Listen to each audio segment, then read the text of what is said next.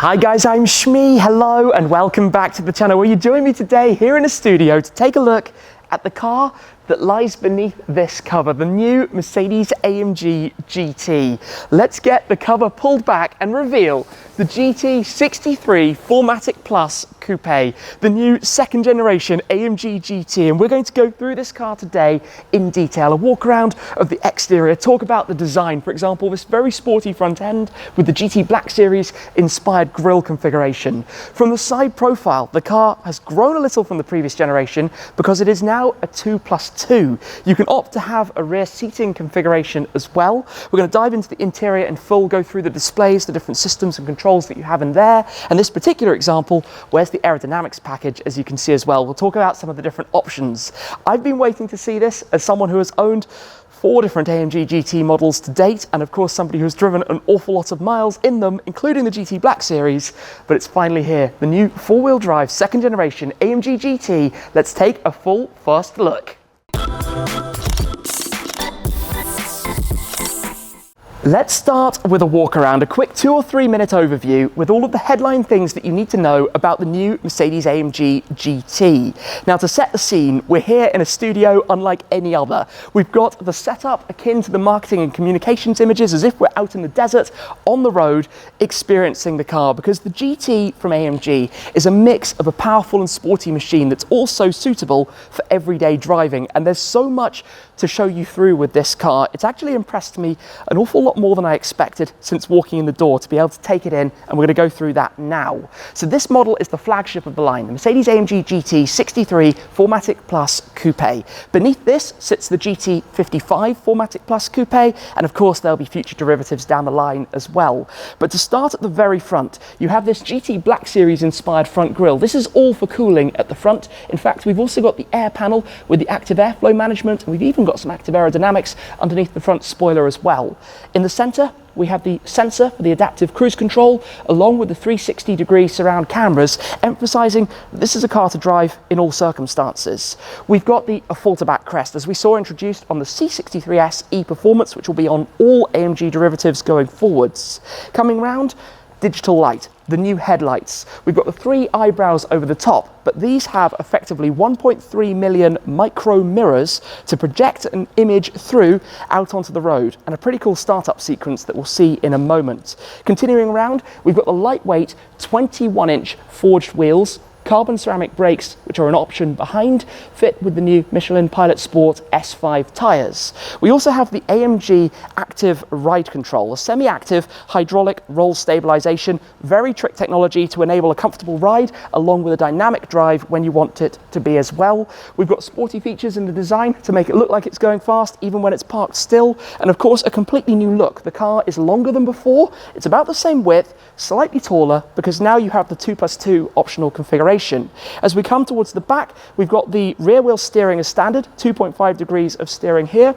And of course, this is with the aerodynamic package, which is an option. If you don't have the optional package for the wing and some of the lower parts, you would have just the central piece here, which is active, which will raise in 5 different positions, depending on your driving mode and your speed. Completely new look to the tail light. This is all new. If you have a look around here again, those 3 eyebrow style pieces that we have at the front, but with this design that runs all the way across, emphasizing the width, emphasizing the sportiness of the car, down towards the very aggressive diffuser with the quad exhaust tailpipes that we have back there. To quickly show you inside the car, we've got these integrated flat handles, pop them out, open up the door. Inside, we've got the AMG steering wheel and the AMG performance seats. We have the 12.8-inch infotainment screen in the center, along with a 12.3-inch digital dashboard for the driver. We're going to go through all of these controls very shortly as well. But if I just show you here, fold the seats forward, this is where big change, because in the back, 2+2 configuration, either for some small occupants or for some luggage back there, should you prefer. But one of the big changes in the usability beyond the technology is actually the amount of space in the back. Now having a power fold tailgate, you could just wave your foot underneath and that should hopefully open up. Maybe it's gone to sleep because I've got the key on me. I'll press the button just to show you inside here. Back here, you can then fold down these seats should you wish, and you have a lot of space. This is a GT that means business, and I can tell you from the miles I've driven in my AMG models prior to this That's a car that will be very, very comfortable, very practical, and very suited to a long distance on the road. Let's now dive into things in more detail. The second gen GT's design is clearly an evolution of the first. The proportions are different. It has a longer wheelbase by 7 centimeters, borrowing that chassis from the Mercedes-AMG SL, but it has a shorter front end and obviously a larger glass house to have more room inside for the occupants without that incredibly long bonnet, which, to be honest, I've always quite enjoyed from the previous GTs and the SLS that came before that.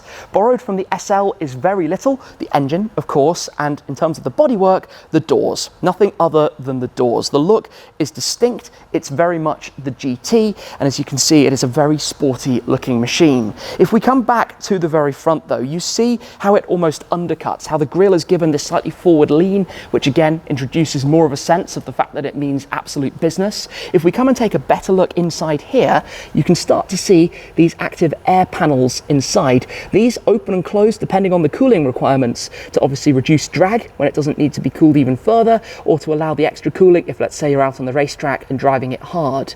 Now, underneath the car, to have a better look here, you'll spot this rubber strip. This is the active aero at the front, working in harmony with the active wing at the back should you choose to opt for that rather than the aerodynamics package, and this will lower to give the car even more stability at higher speed.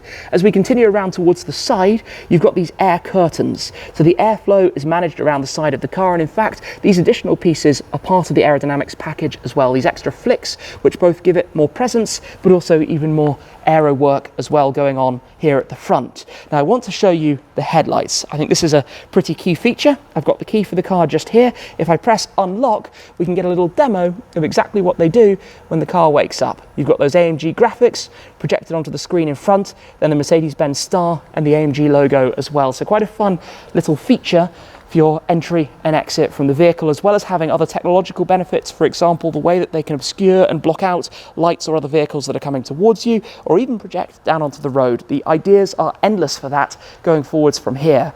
Now, the standard wheel on the car would be a 20-inch. This is a 21-inch wheel, so the optional 1-inch larger upgrade, lightweight wheel, but of course 21 inches. These things are growing, and most intriguingly, the front tyres are 295 wide. Of course, the four-wheel drive system, these are big front wheels. Now the standard brakes would be the 390mm steels. These are the optional 420mm carbon ceramics that we have here. Of course, a few different finishes available, including the rose gold, which we've seen once before on the A35 Edition 1. Now an option on here, the monotone colour with the diamond turned rim and the AMG graphic up top, and of course these new tyres, the new Pilot Sport S5 tyres from Michelin. The car has grown in length by 18 centimetres. It's also 6 centimetres taller, while being approximately the same width as before, but these new proportions mean that the occupants are sat a fair distance further forwards, obviously a much shorter bonnet, also slightly higher, and the aim of this is to improve visibility, to make it even more comfortable to daily drive the GT. In terms of the lines, the bodywork is smooth and quite smart. We have the power lines over the front, of course, some sportiness through that, but having, for example, the seamlessly integrated handles that tuck away or at the press of the button, then pop out from the bodywork, lock them, and they'll pop back in again. Outside of that though, it's smooth. It's easy going. Up top, we have the optional glass roof. Now, if you weren't going to have this, you'd have a body-colored roof panel, but I'll show you what that looks like from inside in just a moment. The rear wheel steering I mentioned, up to 100 kilometers an hour, you have 2.5 degrees of rear wheel steering in the opposite direction to the front wheels to help with shortening the wheelbase to give the car an improved turning radius. Above 100 kilometers an hour, which is 62 miles per hour, they will turn in the same direction as the front wheels to improve stability onto the top speed of the GT63 at 315 kilometers per hour. That's 196 miles per hour. As we continue around towards the back, again with the aerodynamics package, you receive these flicks here, these extra pieces that sit beneath the rear diffuser, and the carbon fiber wing here, which replaces the active spoiler. So if you have the wing, it is fixed in place. If you don't have it, you have this lower panel which will raise and lower to different angles depending on the driving and the settings that you have at that particular time.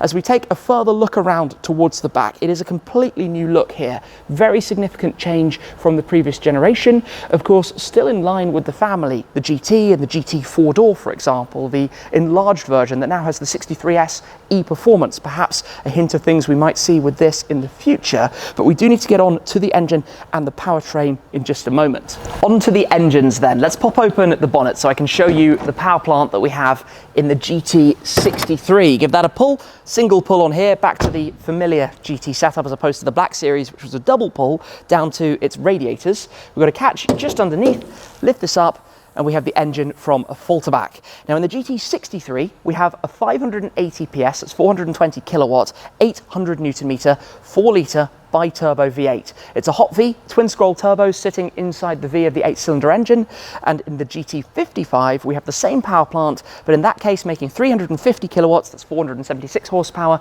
and 700 Newton meters. Those are hooked up to the AMG 9-speed MCT speed shift gearbox, the 9-speed transmission used because of the 4MATIC Plus system, the 4-wheel drive system. Now the very clever thing about the 4-wheel drive system is, like we know from other models, it's variable. You can distribute the power. You can have it in drift mode with 100% of the power going to the rear wheels, should you wish to be a little bit of a hooligan, or you can have it in full 4-wheel drive mode where it can send 50% to the front to help with performance, to help with stability, to help with a whole host of different things, which means the 0 to 100 kilometers per hour, 62 mile per hour time is dispatched in only 3.2 seconds, significantly quicker than found on the SL63, for example, emphasizing the difference really between the two different models. I think the only place you find some visible chrome on the car is on the upper section of the door handles, as we often see on Mercedes models, perhaps slightly out of place, but also some nice illumination around the door handles themselves, which you can see a little bit more when we pop those out. But let's move inside the new AMG GT. Now this car, being highly equipped, has a lot of options. For example, the carbon fiber inlays, the Burmester high-end sound system. We have the optional AMG performance seats. The standard seats are also electronically adjustable, but these being the upgrade. Behind, the 2+2 seating configuration. Without that, you would have a carpeted rear section, but without the folding backrest, which of course helps with the practicality side. And then, as I mentioned, from outside, we also have the glass roof up top. Now all AMG GTs will have the AMG specific MBUX. That means the AMG performance displays and information along with the AMG track pace application. But let me step inside to show you more through this. We've got the AMG performance steering wheel in front of us. I do find it slightly awkward to get through here to the start button between the steering wheel and the display in the center, but one press for power, then a second press to turn on the ignition. I'll just press the button here to close the door open message. In the center, we have a fixed 12.8-inch infotainment display. So unlike in the SL, where it's folding to adjust the angle depending on the sunlight glare, because of course it's a convertible, in this case it's now fixed in place. You can see the large nav view. We're just outside of Vienna in Austria, in fact, at the moment for the introduction of this car. Down at the bottom, press the AMG button, and this is where we have our driving modes, which you can also choose from the toggle here on the steering wheel. So comfort up to sport, sport plus, or all the way into race. We have race start, that's the Mercedes-AMG launch control, as well of course as being able to pop the car up into drift mode if you want it to go fully rear driven. You also have individual, where you can customize the gearbox, suspension, AMG dynamics and other characteristics, or go into slippery mode for ice and poor weather conditions. So being able to change through all of those very easily directly from your steering wheel, along with the hotkeys on this side. Now I've always really quite liked these. You can shuffle between the exhaust, the gearbox drive and automatic, the start-stop, traction control settings, suspension, and you can choose these to be whichever way you'd like them, and at the press of the button you can change the settings and have it exactly optimized for your driving. If you want manual, automatic, soft suspension, sport, sport plus suspension, whichever it may be. Directly in front, we have a 12.3-inch display, this very cool view with the growing rev counter out towards each side, the speedometer up towards the top, and housed inside this trim that wraps around the outside of the display, which gives a really nice presence in front of you. In fact, the dashboard sits very high. It feels like a really proud top end, great view out over the bonnet, so while it might not be as long as the previous generation, it is still quite the view when you're looking forwards. On the back of the steering wheel, these 6-pronged steering wheel pieces, you have your shift paddles, obviously down on the left, up over to the right, your cruise control settings, your control of this display, your control of that display, your media and infotainment settings, and then all of those features that I've just mentioned. On here, you can change the view if you would like to have the full AMG track pace display here, which gives you G-forces, tells you how much you're pressing down on the brake, for example, you can see here, or on the throttle, or you can also have a series of other views, including a more classic view, should you prefer to return to regular rev counters on the display in front of you. We'll go for Super Sport, which is the display mode to begin with here. The air conditioning vents all finished in nice materials, the speaker grille covers as well, obviously lots and lots of speakers all around. I'm going to pull the door towards me. Unlike previous GTs, the doors close quite gently. On previous GTs, you always had to give them a slam, but you've got the nice illumination, the red lights that you can see everywhere inside here, your seat controls where you just give a press of the panel on here, you've got the memory seats and controls there as well, your ventilated heated seats, everything that you could imagine that the car like this should offer is all available, with extensive additional functionality in here. I cannot possibly go through all of it right now, you'll have to believe me, but when you go home and start to run through the different options, settings, systems, and everything that this offers, there's a lot to it. Obviously this is currently running in German at the moment. Lots of different settings, lots of different functionality. I mean, a fingerprint reader to detect the different user who's stepped in. Should you wish it to preload your configuration, just tap on there. If we take a look down here, we have a little storage cubby. Inside here, wireless charging, a couple of USB-C ports, your cup holders here in the center as well. Give that a press, nice and tidy when it tucks back away. In the armrest, press of there, that opens, further USB-C ports and a decent amount of storage. Quite a good cubby hole that you have back there. Passenger side, of course, the same glove box. Pop that down, not the biggest glove box in the world, can't easily fit any document packs in there, but not too bad at the other end either, and of course a small amount of space behind. Now, only really rated for passengers up to about 1.50 m. You'll fit some kids back there or somebody squeezed in for a very short journey. Not a huge amount of leg space, but a very useful amount of space for bags and additional luggage, and that is a big part of the point behind it. Up top, should you wish, it's not an opening glass roof. You do have the shade that you can pull over should you wish, or keep that open, and it's got a nice large piece of glass, making it feel very airy and open in here, with this raked roof line back towards the rear deck, and a nice view that you can actually see out towards the back. Up top, more sensors, hotkeys, and again, further nice illumination all around. Sun visors offering the usual functionality that you expect to find up there. In terms of the interior, still obviously feels like a very bulky central console, torque tube being four-wheel drive, everything happening going through there, and the transaxle configuration of the car as well. Let me switch it off. More nice animations, lots of graphics and fun things that you see in the AMG GT. Because I want to show you a little bit more of the space back here. Pull on the lever, fold the seat forward. It will then raise and move forwards to help with access to the back. Now, I'm going to try this, but it's not easy as I scrape my head on the roof trying to step back in here. A very small amount of space. As you can see, you're not going to fit a big passenger back here. It's more a space for some luggage storage and maybe small kids, that kind of thing. Let's move towards the luggage storage at the back of the car. I'm going to grab the key again quickly because I want to show you the tail light animation. So let me just lock it first, and a quick press of the unlock, come in closer here, and you will see the way that these give you a bit of a glow and illuminate again in line with what you see up at the front. Now, you can open the powerful tailgate either from the key, or you can press the button, or you can just swing your foot underneath and the car should, in theory, open up for you, where back here, the amount of space is impressive. 75 litres more than in the previous car. The way it's shaped as well, you can fit some pretty sizable objects back here. You can further this by releasing those seats, which tuck down, and you have an amazing amount of space. I'm actually looking at this seriously impressed. That's a lot more space than you have even in a hatchback. Of course, it's only a two-seater when it's in this configuration, but you can fit some pretty decently sized objects back there. You can see also we've got the speaker grille. I presume the subwoofer is back here. We've got some hooks and a few luggage compartments, plus under here, also a bit of storage where we have currently the parcel shelf, which once you've got the seats folded back up, you can pop the parcel shelf in across here and cover up your luggage, whatever it might be you've got back there. You can either wave your foot underneath or press the button up top. to close that back down.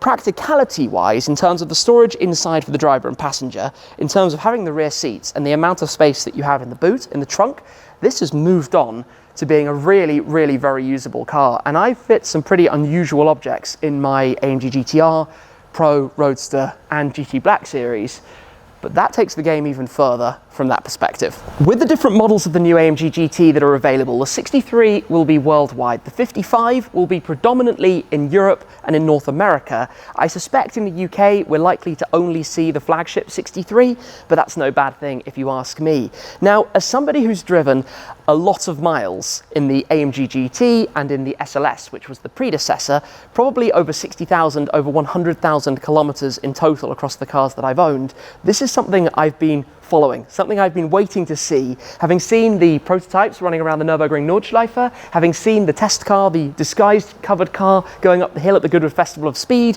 and now having seen the full production car. It's something I'm certainly looking at very closely. It remains to be seen if one is going to be added to the garage, but I really like the design. It's still distinctly GT, familiar from the previous model in the GT 4-door, but with a completely new look. The new tail lights, the slightly enhanced evolution of the model, but still true to what it was before. It's a big change to bring back the rear seats, to change it from a strictly two-seat car into a more practical, more usable four-seat, if we can call it, 2+2 body instead. Obviously slightly longer, bigger footprint. I would say slightly less sporty looking as a result by losing that incredibly long front end. Perhaps the windshield, I'm guessing, has moved back, or moved forwards, I should say, by 20 to 30 centimeters. It's quite a different look, but there's no doubt on paper that this is a car that ticks an awful lot of boxes. If you're interested in something like this, I don't think there's anything else out there that is going to match what this does. It remains to be heard the final price points, the final weight figure and the other details around it,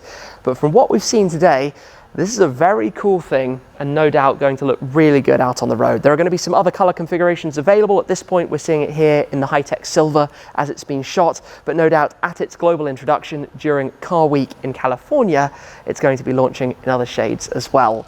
That's been a first look then here with the brand new second generation Mercedes-AMG GT, and specifically the GT63 4MATIC Plus Coupe to give it the full name. I hope you've enjoyed this video and finding out all about the car. I cannot wait to get behind the wheel, go for a test drive and see what it's actually like out on the road to drive. But thank you very much for watching. Thank you to the team here at Mercedes-AMG for making it possible to come and take a look at the car in the studio and to share this video with you. That's it for now though. Thanks again and I'll see you soon. Cheers.